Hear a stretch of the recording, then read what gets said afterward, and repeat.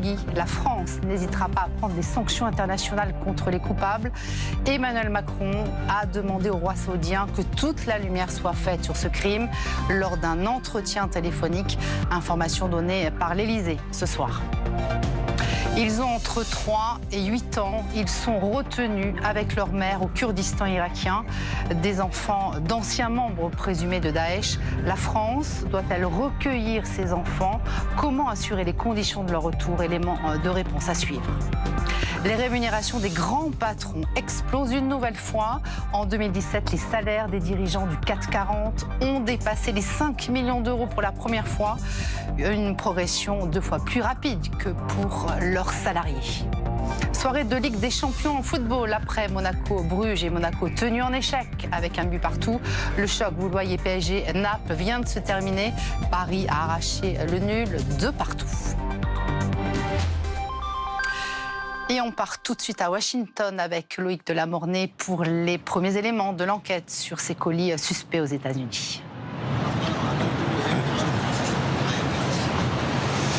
Oui, effectivement, l'enquête se poursuit ce soir et surtout, il y a eu la déclaration de Donald Trump, le président américain, qui s'est exprimé en fin de journée ici à Washington. Il a dit que ces actes étaient complètement lâches et que surtout, ils n'avaient absolument pas leur place dans la tradition et dans le débat démocratique ici aux États-Unis. Alors, ce soir, où est-ce qu'on en est dans l'enquête? Les enquêteurs ont en tout cas 2 certitudes. D'abord, le mode opératoire. Tous ces colis piégés ont été envoyés de la même manière dans des enveloppes de papier craft comme celle-ci. À l'intérieur, le même type de dispositif, en fait un tuyau rempli d'explosifs, de poudre explosive. C'est un dispositif assez rudimentaire mais qui était fonctionnel, qui était prêt à marcher, disent les enquêteurs. Il faut savoir qu'au dos de ces enveloppes, il y avait une adresse d'expéditeur qui était fausse puisqu'elle venait d'une députée démocrate de Floride et ça n'est bien sûr pas elle qui l'a envoyée. L'autre certitude, c'est effectivement ces cibles toutes démocrates, les Clinton, les Obama, des symboles démocrates aussi comme la chaîne CNN qui est ouvertement démocrate, le milliardaire George Soros, un grand donateur du parti démocrate,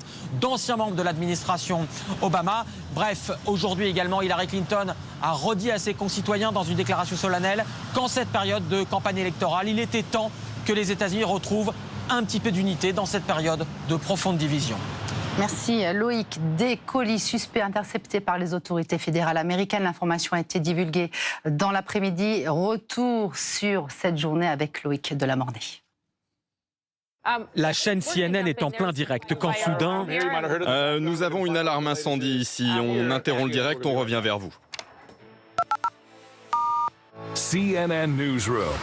L'immeuble de CNN à New York est finalement évacué et les journalistes continuent leur direct de la rue. Ce n'était pas une alerte incendie, mais à la bombe. La chaîne, ouvertement démocrate, a reçu un colis piégé. Un peu plus tôt dans la matinée, un autre avait été envoyé à la résidence d'Hillary Clinton à New York, tout comme au domicile des époux Obama à Washington. La chaîne ABC a présenté une photo du colis adressé à CNN. Selon la police, le dispositif était rudimentaire mais opérationnel. Dans les heures qui suivent, d'autres personnalités, toutes démocrates, reçoivent le même type de colis piégé. L'ancien patron de la CIA, John Brennan, critique affiché de Donald Trump. Eric Holder, ancien ministre de la Justice sous l'administration Obama. Il y a 2 jours, le milliardaire George Soros, grand donateur du Parti démocrate, avait également été ciblé. Visée, Hillary Clinton vient d'adresser un message solennel à ses compatriotes. Nous vivons une époque de profonde division. Et nous devons faire tout ce qui est possible pour retrouver l'unité de notre pays. Pour l'heure, tous les colis ont été interceptés par les services de sécurité avant d'arriver dans les mains de leurs destinataires. Et Donald Trump, le président des États-Unis, s'est exprimé ce soir depuis la Maison-Blanche. Je vous propose de l'écouter. La sécurité des Américains est ma plus grande priorité. Dans des moments comme celui-ci, nous devons nous rassembler et envoyer un message clair et puissant. Les actes et les menaces de violence politique n'ont pas leur place aux États-Unis d'Amérique. Cela se passe en pleine campagne électorale américaine, à 13 jours de ces élections législatives. La tension est montée d'un cran dans un climat politique plus que jamais polarisé. Explication Fanny Well. Au bord de cette route du Texas, des dizaines d'affiches de campagne. Dans cet État du Sud, les citoyens peuvent déjà voter. Alors chacun défend son candidat. Avec toutes ces divisions, je pense qu'il est important que chacun sorte et exprime sa préférence.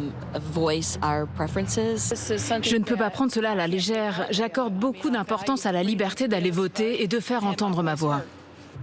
Pancartes, clips de campagne, entre les deux camps, la bataille est bien lancée, à 2 semaines du scrutin. Côté républicain, des militants optent pour le porte-à-porte pour convaincre les indécis, comme ici en Pennsylvanie. Je viens parler aux électeurs et donner des informations sur les candidats. J'essaye de frapper à une porte par minute si c'est possible. Côté démocrate, les candidats font même appel à l'ancien président Barack Obama. Si vous n'allez pas voter, si vous ne faites pas tout votre possible pour que votre famille, vos amis, vos voisins aillent voter, eh bien les conséquences sont telles que si vous restez chez vous, c'est un danger pour le pays, la démocratie. Des appels au vote d'autant plus importants que le scrutin anticipé est ouvert dans plusieurs États, comme le Texas ou la Floride. Ailleurs, il aura lieu le 6 novembre prochain. Les suites de l'affaire Khashoggi. Lors d'un entretien téléphonique avec le roi saoudien, Emmanuel Macron a fait part de sa profonde indignation. Information donnée ce soir par l'Elysée. Parallèlement, l'Allemagne demande aux pays européens de suspendre leur livraison d'armes à l'Arabie saoudite. Reportage signé Guillaume Daré et Philippe Deslandes. Visiblement, c'est un sujet qui embarrasse l'exécutif. Monsieur le ministre, est-ce qu'il faut arrêter de vendre des armes à l'Arabie saoudite? Vous allez bien? À l'Assemblée d'ailleurs, la parole. L'opposition s'empare du sujet pour cibler le gouvernement. Merci, Monsieur le Président. Ces ventes d'armes sont une ignominie. Ce business pue le pétrole, l'argent, les dollars et le sang. Combien de morts faudra-t-il pour arrêter ces horreurs? L'exécutif promet des sanctions si la responsabilité de Riyad est avérée, mais pour l'instant, il est urgent d'attendre. Nous réclamons qu'une enquête crédible soit réalisée, que les responsabilités soient clairement identifiées. Et c'est sur la base des conclusions de cette enquête que des décisions seront prises. Hier, en marge d'un déplacement, Emmanuel Macron avait refusé de réagir à la décision d'Angela Merkel de suspendre provisoirement les exportations d'armes vers l'Arabie saoudite. Mon agenda n'est pas dicté par les médias, que ça vous plaise ou non. Et ça n'est pas parce qu'un dirigeant dit quelque chose que je suis censé réagir à chaque fois. On a le droit de vous poser la question. Et donc je ne vous répondrai pas. Inacceptable, jugent plusieurs députés. Nous ne pouvons pas être simplement sourds, aveugles à ce que nous faisons et ce que nous vendons a des conséquences. Pourquoi dire stop à la Syrie d'un côté et continuer, allez-y, à l'Arabie saoudite? Parce qu'il y a le pétrole. En attendant, Emmanuel Macron n'ira pas en Arabie saoudite d'ici la fin de l'année.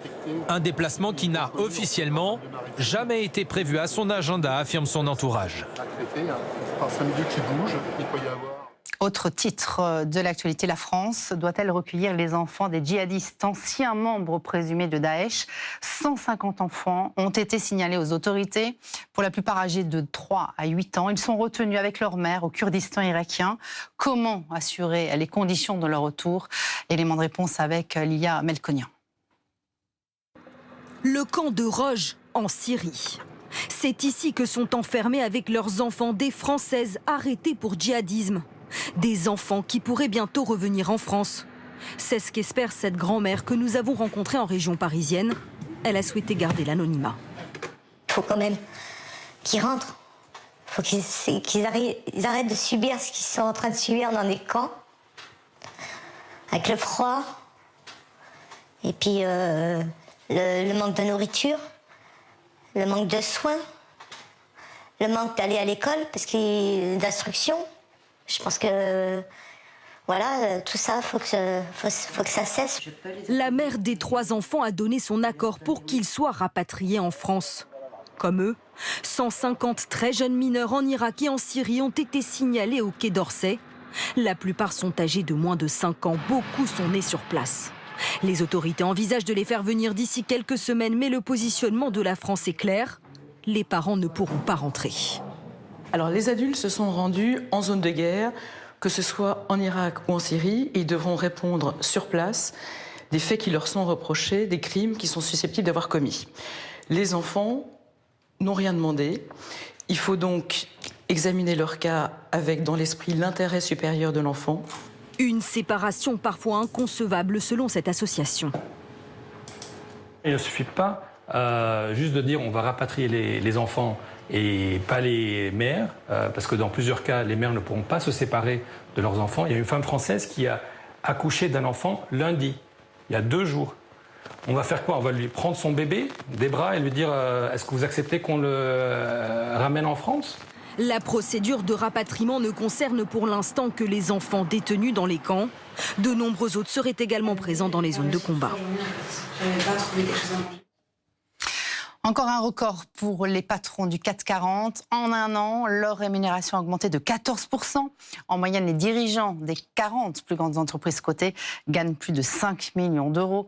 Les questions liées au mérite, aux performances des entreprises sont reposées. Justine Velle. Des salaires qui donnent le vertige et qui continuent de grimper.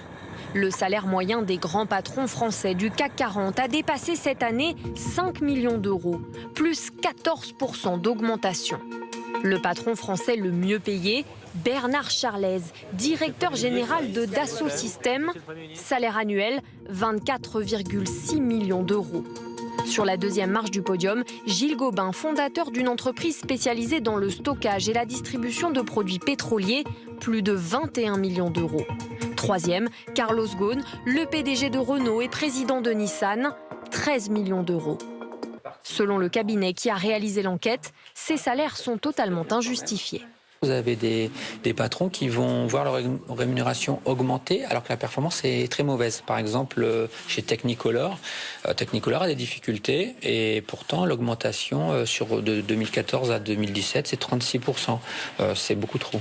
Ces experts dénoncent la complaisance des conseils d'administration chargés de valider ces salaires et réclament des hausses limitées à 4 ou 5%, plus proches selon eux des augmentations que les salariés peuvent toucher. Un coup d'œil sur certaines unes des quotidiens à paraître demain. On débute avec l'Opinion.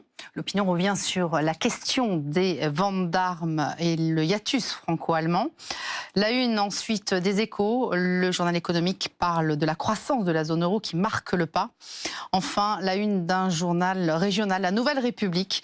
La Nouvelle République revient sur l'affaire Lactalis. Lactalis qui se défend d'un nouveau scandale.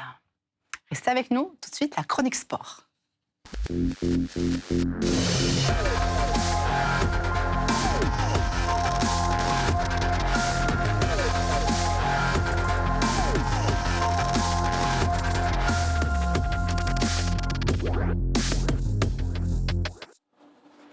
Bonsoir Claude Desmar. Bonsoir Muriel. Soirée de Ligue des Champions. Alors on commence avec le choc de la soirée, PSG-Naples. Ben oui, effectivement, avant cette rencontre, Paris compte une victoire et une défaite en Ligue des Champions. Naples, une victoire, un nul. Donc vous voyez, rencontre